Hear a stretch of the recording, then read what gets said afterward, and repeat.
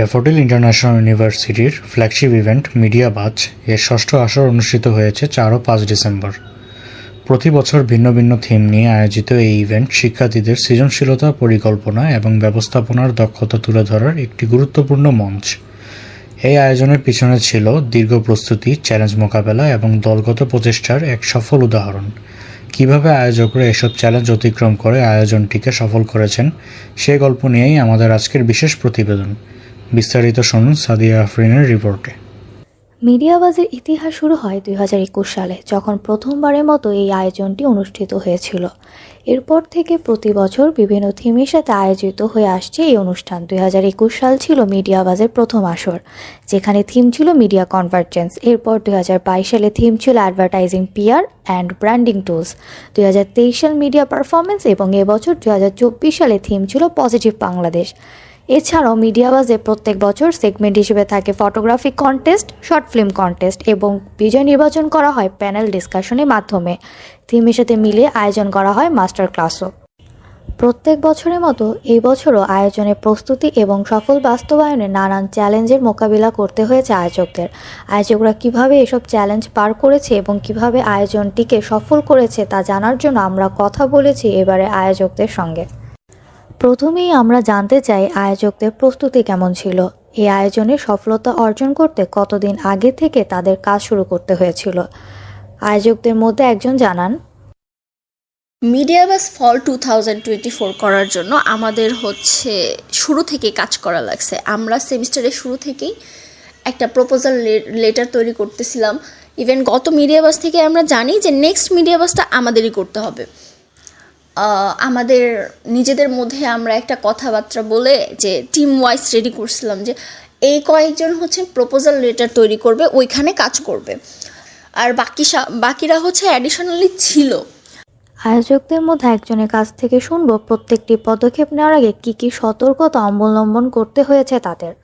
সতর্কতা বলতে আমরা যেহেতু ইভেন্ট শুরু করার আগেই আমাদের হেড স্যার, আমাদের রাফি স্যার, আমাদের অ্যাডভাইজার স্যার, ম্যাম সবার সাথে আমরা বসি, বারবার মিটিং করি। তো আমাদের একটা বিষয় আমরা অ্যাপ্রুভাল নিয়েছিলাম যে ডিপার্টমেন্টের ইমেজের কোনো ক্ষতি হবে না, ভার্সিটির ইমেজের ক্ষতি হবে না।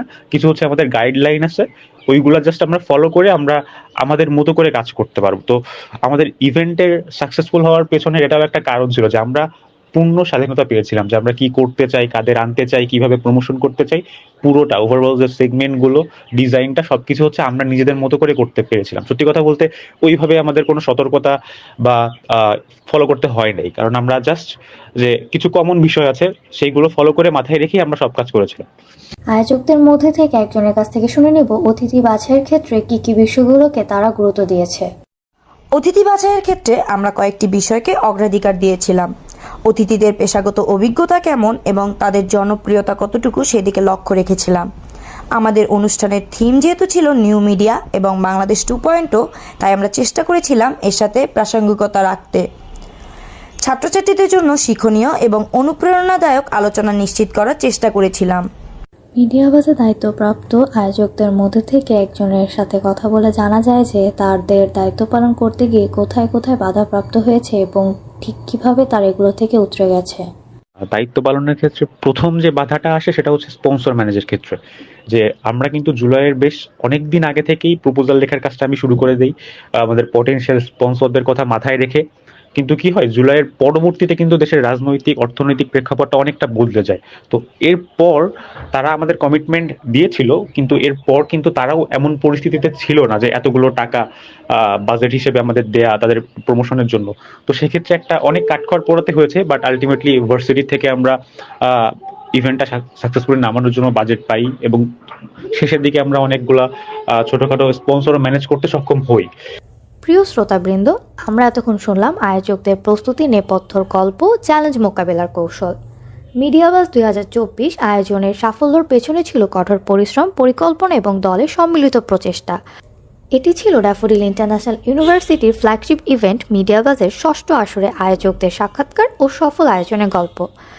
সবাইকে ধন্যবাদ জানিয়ে আমরা এখানেই শেষ করছি আমাদের আজকের বিশেষ প্রতিবেদন। ড্যাফোডিল ইন্টারন্যাশনাল ইউনিভার্সিটি থেকে সাদিয়া আফরিন, ক্যাম্পাস রেডিও, আশুলিয়া, সাভার, ঢাকা।